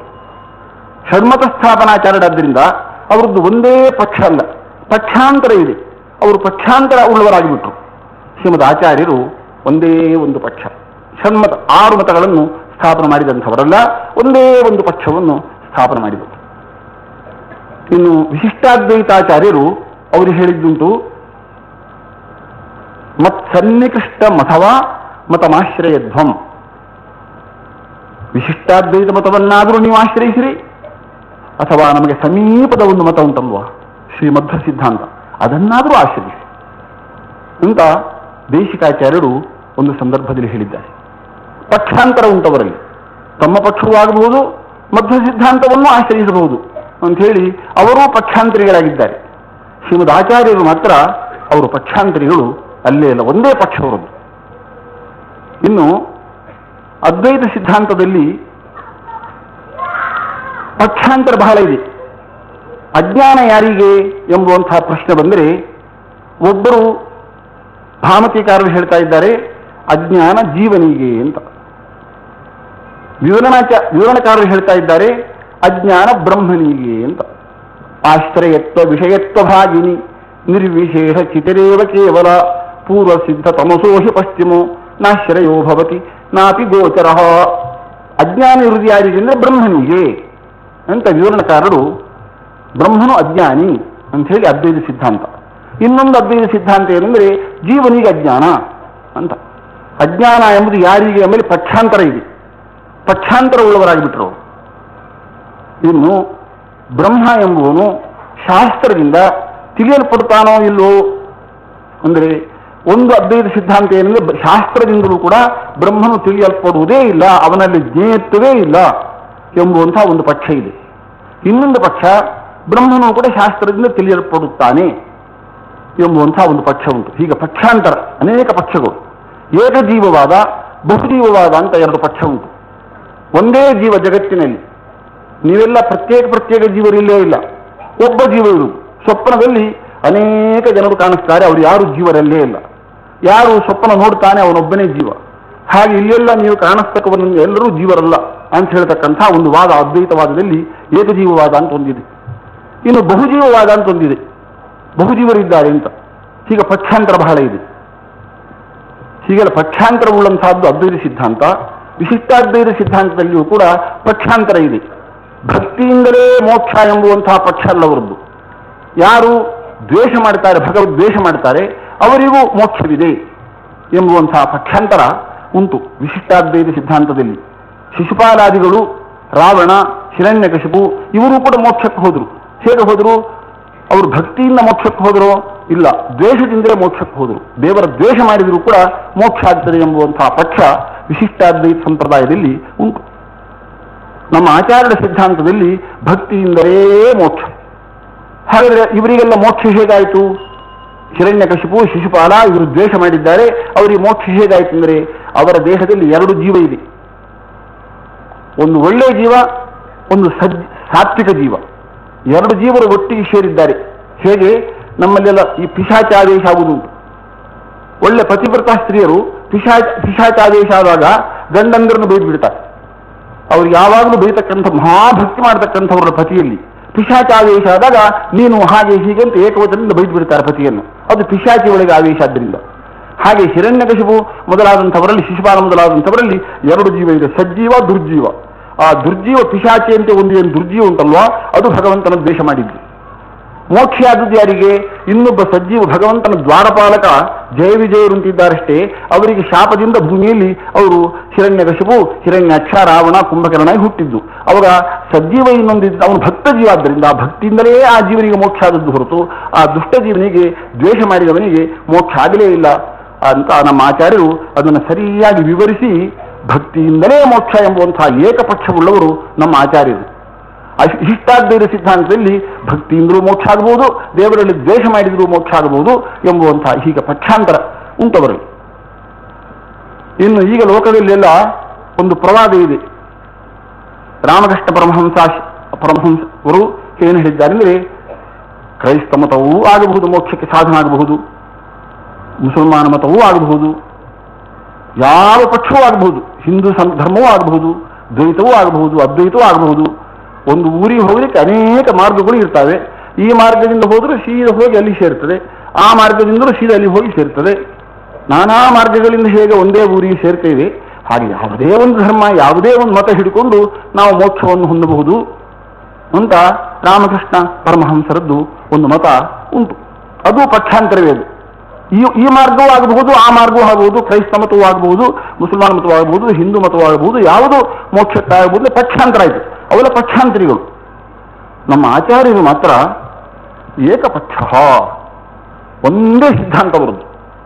ಪರಮಾತ್ಮನ ಭಕ್ತಿ ವಿಷ್ಣು ಸರ್ವೋತ್ತಮತ್ವ ಜ್ಞಾನ, ವಿಷ್ಣು ಪರಮಾತ್ಮ ಸರ್ವೋತ್ತಮ ಅನಂತ ಭಕ್ತಿ, ಅವನಿಗೆ ಶ್ರೇಷ್ಠವಾದ ಭಕ್ತಿ ಮಾಡಬೇಕು, ಇದರಿಂದ ಜೀವ ಉದ್ಧಾರ ಎಂಬುವಂತಹ ಒಂದೇ ಒಂದು ಪಕ್ಷವುಳ್ಳವರಾದ್ದರಿಂದ ಪಕ್ಷೀಂದ್ರರು ಯಾರು ಅಂತಂದರೆ ನಿಜವಾದ ಪಕ್ಷೀಂದ್ರರು ಶ್ರೀಮದ್ ಆಚಾರ್ಯರು ಎಂಬುವಂತಹದ್ದನ್ನು ಶ್ರೀಮದ್ ನಾರಾಯಣ ಪಂಡಿತಾಚಾರ್ಯರು 12ನೇ ಸರ್ಗೆಯಲ್ಲಿ ಏನು ಸೂಚನೆ ಮಾಡಿದ್ದಾರೆ, ಪಕ್ಷೀಂದ್ರರು ಶ್ರೀಮಧ್ವಾಚಾರ್ಯರು ಎಂಬುದನ್ನು ಅದನ್ನು ಸ್ವಲ್ಪ ನಾನು ವಿವರಿಸಿದಷ್ಟೆ.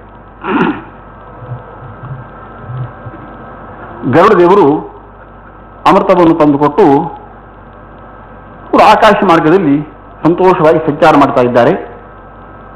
ಇಲ್ಲಿ ಸರ್ಪಗಳ ವಿಚಾರ, ಈ ಕದ್ರಿಗೆ ಏನು ಸರ್ಪಗಳು ಹುಟ್ಟಿದ್ದಾವೆ, ಆ ಸರ್ಪಗಳ ಹೆಸರು ಏನು ಹೇಳಬೇಕು ಅಂತ ಹೇಳಿ ಪ್ರಶ್ನೆ ಮಾಡಿದ್ದಾರೆ ಶೌನಕರು. ಆವಾಗ ಸರ್ಪಗಳ ಹೆಸರು ಪೂರ್ಣ ಹೇಳಲಿಕ್ಕೆ ಸಾಧ್ಯ ಇಲ್ಲ, ಅಸಂಖ್ಯ ಸರ್ಪಗಳಿದ್ದಾವೆ, ಕೆಲವು ಪ್ರಧಾನ ಸರ್ಪಗಳ ಹೆಸರು ಹೇಳ್ತೇನೆ ಅಂತ ಹೇಳಿ ಸೂತಾಚಾರ್ಯರು ಕೆಲವು ಸರ್ಪಗಳ ಹೆಸರು, ಶೇಷದೇವರು ಪ್ರಧಾನ ಹೆಸರು ಹೇಳ್ತಾ ಇದ್ದಾರೆ. ಎರಡನೇ ಹೆಸರು ವಾಸುಕಿ, ತಕ್ಷಕ, ಕಾರ್ಕೋಟ, ಕಾಲಿಯ, ಹೀಗೆಲ್ಲ ಅನೇಕ ಹೆಸರನ್ನು ಹೇಳ್ತಾ ಶೇಷದೇವರನ್ನು ಪ್ರಧಾನವನ್ನಾಗಿ ಹೇಳ್ತಾ ಇದ್ದಾರೆ. ಯಾರು? ಸೂತಾಚಾರ್ಯ. ಸರ್ಪಗಳ ಹೆಸರು ಹೇಳಿ ಈ ಸರ್ಪಗಳ ಪೈಕಿ ಶೇಷದೇವರು ಏನು ಮಾಡಿದರು? ಅವರು ತಪಸ್ಸಿಗೆ ಹೋಗ್ಬಿಟ್ರಂತೆ. ಶೇಷದೇವರು ನಾನಾ ಕಡೆ ತಪಸ್ಸು ಮಾಡ್ತಾ ಇದ್ದಾರೆ, ನಾನಾ ಪರ್ವತಗಳಲ್ಲಿ, ವನಗಳಲ್ಲಿ, ನದಿ ತೀರಗಳಲ್ಲಿ ತಪಸ್ಸು ಮಾಡೋದು ಒಂದೇ ಕೆಲಸ, ತೀಕ್ಷ್ಣವಾದ ತಪಸ್ಸು. ಬಹುಕಾಲ ತಪಸ್ಸು ಮಾಡಿದಾಗ ಬ್ರಹ್ಮದೇವರು ಬಂದು ತಪಸ್ಸು ಮಾಡಲಿಕ್ಕೆ ಏನು ಕಾರಣ ಅಂತ ಹೇಳ್ತಾ ಇದ್ದಾರೆ.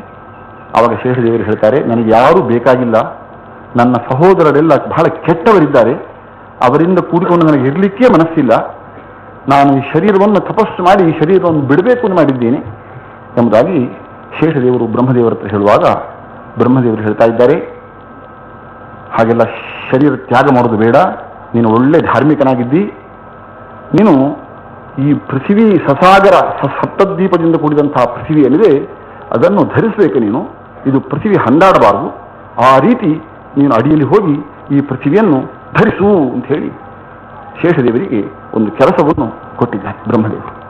ಆ ಪ್ರಕಾರ ಶೇಷದೇವರು ಭೂಮಿ ಅಡಿಗೆ ಹೋಗಿ ಇಡೀ ಸಪ್ತದ್ವೀಪ ಸಪ್ತಸಾಗರದಿಂದ ಕೂಡಿದಂತಹ ಪೃಥ್ವಿಯನ್ನು ಸ್ವಲ್ಪವೂ ಹಂದಾಡದ ಹಾಗೆ ಅದನ್ನು ಅಚಲವಾಗಿ ಇಟ್ಟಿದ್ದಾರಂತೆ, ಧರಿಸಿದ್ದಾರಂತೆ ಶೇಷದೇವರು. ಶೇಷದೇವರು ಹಾಗೆ ಹೋದ ಮೇಲೆ ಎರಡನೇ ವಾಸುಕಿ, ಆ ವಾಸುಕಿಯನ್ನು ಸರ್ಪಗಳಿಗೆಲ್ಲ ರಾಜರನ್ನಾಗಿ ಎಲ್ಲ ಸರ್ಪಗಳ ಪಟ್ಟಾಭಿಷೇಕ ಮಾಡಿಬಿಟ್ಟು ವಾಸುಕಿ ದೊಡ್ಡ ಸರ್ಪರಾಜನಾಗಿ ಬಿಟ್ಟ. ಆ ವಾಸುಕಿಯನ್ನು ದೇವತೆಗಳೆಲ್ಲ ಈ ಅಮೃತ ಮಥನ ಮಾಡುವ ಕಾಲಕ್ಕೆ ಅವನನ್ನು ಹಗ್ಗ ಬೇಕಲ್ವ ಮಥನ ಮಾಡಲಿಕ್ಕೆ, ಹಗ್ಗವನ್ನಾಗಿ ಮಾಡಿದ್ದಾರೆ ವಾಸುಕಿಯನ್ನು. ಅಂತಹ ವಾಸುಕಿ ಒಂದು ದಿವಸ ಎಲ್ಲ ಸರ್ಪಗಳನ್ನು ಕರೆದು ಒಂದು ವಿಮರ್ಶೆ ಮಾಡ್ತಾ ಇದ್ದಾನೆ, ನಮಗೊಂದು ದೊಡ್ಡ ತಾಯಿಯಿಂದ ಒಂದು ಶಾಪ ಬಂದದಲ್ವಾ, ಈ ಶಾಪ ವಿಮೋಚನೆ ಹೇಗೆ ಅಂತ ಎಲ್ಲ ಸರ್ಪಗಳು ಇದಕ್ಕೆ ಸಮಾಧಾನ ಹೇಳಬೇಕು ಅಂತ ಒಂದು ವಿಚಾರ ಇಟ್ಟಿದ್ದಾನೆ. ಎಲ್ಲ ಸರ್ಪಗಳು ಒಬ್ಬೊಬ್ಬರು ಒಂದೊಂದು ರೀತಿ ಹೇಳ್ತಾ ಇದ್ದಾರೆ. ಅದೇನು ಜನ್ಮೇಜಯರಾಯ ಸರ್ಪಯಾಗಿ ಮಾಡಿದರೆ ನಮಗೇನು ಅದನ್ನು ನಿಲ್ಲಿಸಲಿಕ್ಕೆ ಏನು ಕಷ್ಟವಿಲ್ಲೇ ಇಲ್ಲ. ಅಲ್ಲಿ ಹೋಗಿ ಯಾರು ದೊಡ್ಡ ಪುರೋಹಿತರು ಅಂತಿದ್ದಾರೆ, ಆ ಪುರೋಹಿತರನ್ನ ಕಚ್ಚಿಬಿಟ್ಟರೆ ಸರಿ ಅವ್ರು ಸತ್ತು ಹೋಗ್ತಾರೆ, ಅಲ್ಲಿ ಯಜ್ಞವೇ ಆಗುವುದಿಲ್ಲ. ದೊಡ್ಡ ಕೆಲಸ ಕಷ್ಟ, ನಮ್ಮ ಸರ್ಪಗಳಿಗೆ ಕಷ್ಟ ಉಂಟಾ ಯಜ್ಞ ನಿಲ್ಲಿಸಲಿಕ್ಕೆ? ಹೀಗೆ ನಾನಾ ರೀತಿಯಿಂದ ನಾವು ಉಪದ್ರವ ಮಾಡಿ ಯಜ್ಞ ನಿಲ್ಲಿಸಿಟ್ಬೋಣ ಅಂತ ಹೇಳಿ ಒಬ್ಬೊಬ್ಬರು ಒಂದೊಂದು ಉಪಾಯ ಹೇಳ್ತಾ ಇದ್ದಾರೆ ಸರ್ಪಗಳು. ಅವಾಗ ಅಲ್ಲಿ ವಾಸುಕಿ ಹೇಳ್ತಾನೆ, ಹೀಗೆಲ್ಲ ನಾವು ಕೆಟ್ಟ ಕೆಲಸ ಮಾಡಿ ಒಂದು ದೊಡ್ಡ ಪುರೋಹಿತರು ಮಹಾಜ್ಞಾನಿಗಳು ಅಂಥವರನ್ನು ಕಚ್ಚಿ ನಾವು ಅವರನ್ನು ಕೊಂದು ನಾವು ನಮ್ಮ ಸ್ವಾರ್ಥವನ್ನು ಸಾಧಿಸಿದರೆ ನಾವು ಎಂಥ ಆಗ್ತೇವೆ. ಬ್ರಹ್ಮಹತ್ಯಾ ದೋಷ ಮಹಾಪ್ರಬಲವಾದ ದೋಷ. ಅಂಥ ದುಷ್ಟ ಕೆಲಸವನ್ನು ಮಾಡಿ ನಮ್ಮ ಸ್ವಾರ್ಥವನ್ನು ನಾವು ಸಾಧಿಸಬಾರದು, ನೀವು ಹೇಳಿದಂತಹ ಮಾರ್ಗ ಸರಿಯಿಲ್ಲ ಅಂಥೇಳಿ ವಾಸುಕಿ ಅವರನ್ನೆಲ್ಲ ಬೇರೆ ಬೇರೆ ದುರ್ಮಾರ್ಗವನ್ನು ಅವರೇನು ಸರ್ಪಗಳು ಹೇಳ್ತಾ ಇದ್ದಾವೆ ಆ ದುರ್ಮಾರ್ಗಗಳನ್ನು ಹೀಗೆ ಮಾಡಬಾರದು ಅಂತ ಹೇಳಿ ಇನ್ನೇನಾದರೂ ಒಂದು ಬೇರೆ ಒಳ್ಳೆ ಮಾರ್ಗ ನಾವು ಹೋಗಬೇಕು. ನಮಗೆ ತಾಯಿ ಶಾಪ ಬಂದುಬಿಟ್ಟದೆ, ಜನಮೇಜ ಯಜ್ಞದಲ್ಲಿ ನಾವು ಅಗ್ನಿಗೆ ಬಿದ್ದು ಸಾಯಬೇಕು ನೀವು ಅಂತ ಹೇಳಿ ತಾಯಿ ಶಾಪ ಕೊಟ್ಟು ಬಿಟ್ಟಿದ್ದಾರೆ. ತಾಯಿಯ ಶಾಪ ಅಂದರೆ ಅದು ಮುಗಿದು ಹೋಯಿತು, ಅನುಭವಿಸಲೇಬೇಕು. ತಾಯಿಯ ಶಾಪದಷ್ಟು ಶಾಪ ದೊಡ್ಡ ಶಾಪ ಇನ್ನು ಯಾವುದೂ ಇಲ್ಲೇ ಇಲ್ಲ. ಮಾತೃದೇವೋಭವ ಅಂತ ಹೇಳಿ ನಾವು ತಾಯಿಯನ್ನು ದೇವತೆಯಾಗಿ ನೋಡಿಕೊಳ್ಬೇಕಿತ್ತು. ಆ ತಾಯಿಯ ಶಾಪಕ್ಕೆ ನಾವು ಗುರಿಯಾಗಿದ್ದೇವೆ. ಆ ಶಾಪ ಮೋಕ್ಷಣ ಹೇಗಾದೀತು? ಬಹಳ ಭಯಂಕರ ಇದೆ. ಏನು ಮಾಡುವುದು ಬಹಳ ವಿಚಾರ ಮಾಡಿದರು. ಆವಾಗ ಒಬ್ಬ ಹೇಳ್ತಾ ಇದ್ದಾನೆ, ಸರ್ಪ, ನಾನೊಂದು ವಿಷಯ ಕೇಳಿದ್ದೇನೆ. ಏನಂದ್ರೆ, ನಾವೆಲ್ಲ ಹೋಗಿ ದೇವತೆಗಳಲ್ಲಿ ಹೋಗಿ ಪ್ರಾರ್ಥನೆ ಮಾಡಬೇಕು, ಬ್ರಹ್ಮದೇವರಲ್ಲಿ ಹೋಗಿ ಕೇಳಬೇಕು. ಬ್ರಹ್ಮದೇವರು ಇದಕ್ಕೆ ಸಮಾಧಾನ ಹೇಳ್ತಾರೆ. ಬ್ರಹ್ಮದೇವರು ಹೇಳಿದಂತೆ ಮಾಡುವುದು ಎಂಬುವಂತಹ ಒಂದು ವಿಚಾರ ನಾನು ಹಿಂದೆ ವೃದ್ಧರಿಂದ ಕೇಳಿದ್ದೇನೆ. ನಾವು ಹೋಗಿ ಬ್ರಹ್ಮದೇವರಲ್ಲಿ ಹೋಗಿ ಕೇಳೋಣ ಅಂಥೇಳಿ ಬ್ರಹ್ಮದೇವರಲ್ಲಿ ಎಲ್ಲ ಸರ್ಪಗಳು ಹೋಗಿ ಕೇಳಿದರೆ ಬ್ರಹ್ಮದೇವರು ಹೇಳ್ತಾರೆ, ಒಂದು ಉಪಾಯ ಹೇಳ್ತೇನೆ. ನಿಮ್ಮ ವಾಸುಕಿಗೆ ತಂಗಿ ಜರತ್ಕಾರು ಎಂಬುವಂತಹ ತಂಗಿ ಹುಟ್ಟಿದ್ದಾಳಷ್ಟೇ. ಅವಳನ್ನು ಜರತ್ಕಾರು ಎಂಬುವಂತಹ ಋಷಿಗೆ ಲಗ್ನ ಮಾಡಿ ಕೊಡಬೇಕು. ಬ್ರಹ್ಮದೇವರು ಹೇಳ್ತಕ್ಕಂತಹ ಉಪಾಯ. ಆ ಜರತ್ಕಾರು ಎಂಬುವಂತಹ ಋಷಿ ಮಹಾಜ್ಞಾನಿ, ಮಹಾತಪಸ್ವಿ. ಅಂತಹ ತಪಸ್ವಿ ಆಗಿರತಕ್ಕಂತಹ ಋಷಿಗೆ ಲಗ್ನ ಮಾಡಿಕೊಟ್ರೆ ಅವನಿಗೆ ಒಬ್ಬ ಮಗ ಹುಡ್ತಾನೆ, ಆಸ್ತಿಕ ಅಂತ ಹೇಳಿ.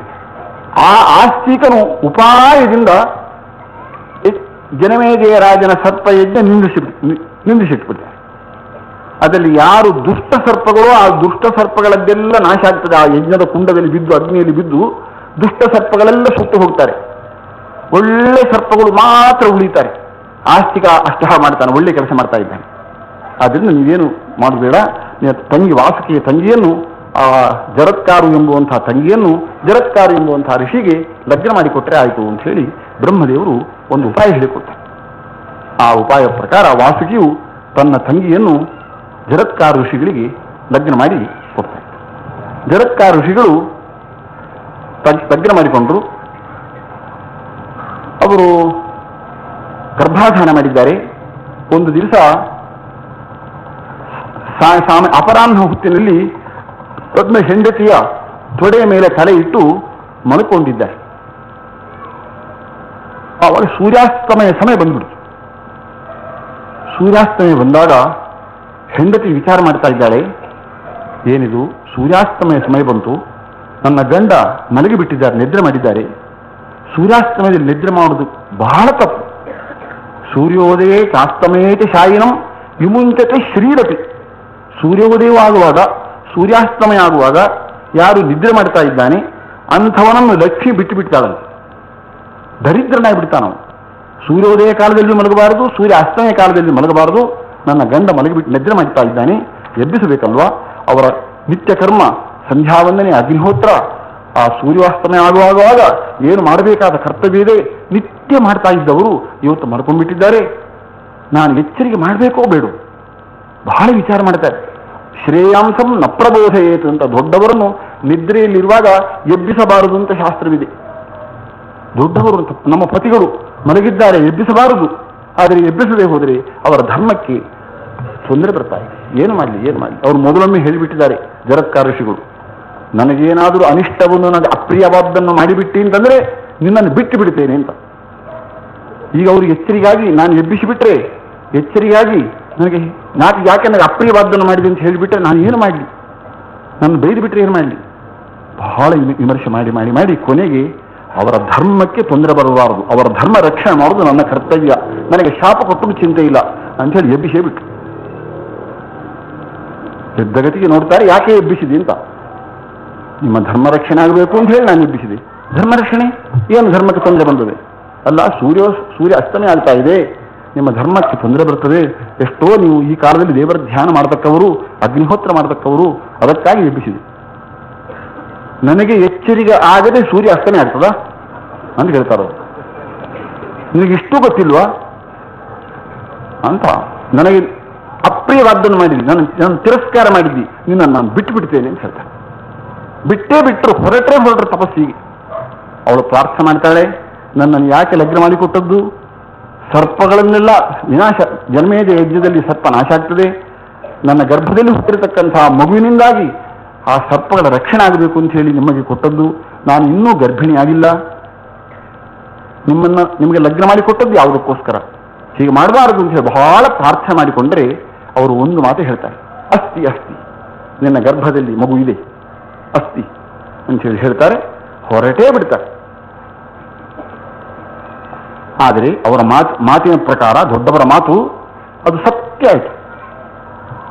ಅಸ್ಥಿ ಅಂತ ಹೇಳಿದ ಪ್ರಕಾರ ಗರ್ಭದಲ್ಲಿ ಮಗು ಉಂಟೇ ಉಂಟು, ಮಗು ಹುಟ್ಟಿತು. ಆ ಮಗುವನ್ನು ನೋಡಿ ಬಹು ತೇಜಸ್ವಿ ಮಗು.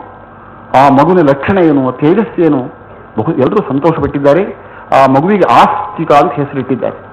ಏಕೆ ಆಸ್ತಿಕ ಅಂತ ಹೆಸರು ಬಂತು ಅಂದ್ರೆ, ಅಸ್ಥಿ ನಿನ್ನ ಗರ್ಭದಲ್ಲಿ ಇದ್ದಾನೆ ಅಂತ ತಂದೆಯವರಿಗೆ ಹೇಳಿದ್ದರಿಂದ, ಅಸ್ಥಿ ಅಂತ ಹೇಳಿದ್ದರಿಂದ ಅವನು ಹುಟ್ಟಿದವನು ಆಸ್ತಿಕ ಅಂತ ಹೆಸರಿಟ್ಟಿದ್ದಾರೆ. ಈ ರೀತಿ ಆಸ್ತಿಕರ ಜನನ ಆಯಿತು. ಎಲ್ಲ ಸರ್ಪಗಳಿಗೆ ಬಹಳ ಸಂತೋಷ ಆಯಿತು. ಇತ್ಲಾಗಿಂದ ಏನಾಗಿದೆ ಅಂತಂದ್ರೆ, ಪರೀಕ್ಷಿತ್ ರಾಜರು ಅವರು ಹೀಗೆ ಮೃಗಬೇಟೆಗೆ ಹೋಗುವಾಗ ಅನೇಕ ಮೃಗಗಳನ್ನು ಕೊಲ್ತಾ ಅವರು ದುಷ್ಟ ಮೃಗಗಳನ್ನು ಕೊಲ್ಲತಕ್ಕಂಥದ್ದು ರಾಜರ ಕರ್ತವ್ಯ. ದುಷ್ಟ ಮೃಗಗಳು ಬಹಳ ಉಪದ್ರವ ಕೊಡ್ತಾ ಇದ್ದಾರೆ. ಅಂತಹ ದುಷ್ಟ ಮೃಗಗಳನ್ನು ಸಂಹಾರ ಮಾಡಬೇಕು ಅಂತೇಳಿ ಮೃಗಬೇಟೆ ಮಾಡ್ತಾ ಇದ್ದಾರೆ. ಒಂದು ಮೃಗ ತಪ್ಪಿಸಿಕೊಂಡು ಹೋಗ್ಬಿಟ್ಟದೆ. ಆ ಮೃಗ ಎಲ್ಲಿ ಹೋಯಿತು ಅಂತ ಹುಡುಕೊಂಡು ಬಹಳ ಅವರಿಗೆ ತೃಷೆ ಆಗಿಬಿಟ್ಟದೆ. ಒಂದು ಶಮೀಕರ ಆಶ್ರಮಕ್ಕೆ ಬಂದಿದ್ದಾರೆ. ಶಮೀಕರ ಹತ್ರ ಕೇಳ್ತಾ ಇದ್ದಾರೆ, ಒಂದು ಮೃಗ ನಾನು ಓಡಿಸಿಕೊಂಡು ಬಂದೆ, ಆ ಮೃಗ ಬಂತು ಅಂತ ಕೇಳ್ತಾರೆ. ಅದಕ್ಕೆ ಅವರು ಉತ್ತರ ಕೊಡೋದಿಲ್ಲ. ನನಗೆ ತೃಷೆ ಆಗ್ತಾ ಇದೆ, ಸ್ವಲ್ಪ ನೀರು ಕೊಡ್ತೀರಾ? ಅದಕ್ಕೂ ಉತ್ತರ ಕೊಡ್ತಾ ಇಲ್ಲ. ಅವರು ಕೇವಲ ದೇವರ ಧ್ಯಾನದಲ್ಲಿದ್ದಾರೆ, ಮೌನವ್ರತದಲ್ಲಿದ್ದಾರೆ, ಯಾರನ್ನು ನೋಡುವುದಿಲ್ಲ, ಯಾರ ಹತ್ರವೂ ಮಾತಾಡುವುದಿಲ್ಲ. ಮಹಾ ತಪಸ್ವಿಗಳು ಶಮೀಕರು. ಏನು ಉತ್ತರ ಕೊಡಿ, ಇಷ್ಟು ಮಾತಾಡಿದರೂ ಕೂಡ ಅಂತಹ ಮಹಾರಾಜ ಮಾತಾಡಿದ್ರೆ ಆ ಋಷಿಗಳು ಏನು ಉತ್ತರ ಕೊಡ್ತಾ ಇಲ್ಲ, ನಿರಪೇಕ್ಷರಾಗಿ ದೇವರ ಧ್ಯಾನ ಮಾಡ್ತಾ ಇದ್ದಾರೆ. ಆವಾಗ ಅವರಿಗೆ ಸಿಟ್ಟು ಬಂತ ರಾಜನಿಗೆ. ನಾನು ಇಂಥ ರಾಜನಾಗಿ ನಾನು ಒಂದು ನೀರು ಕೊಡು ಅಂತ ಹೇಳಿದಾಗ ಏನು ಮಾತಾಡೋದಿಲ್ಲ, ನಾನು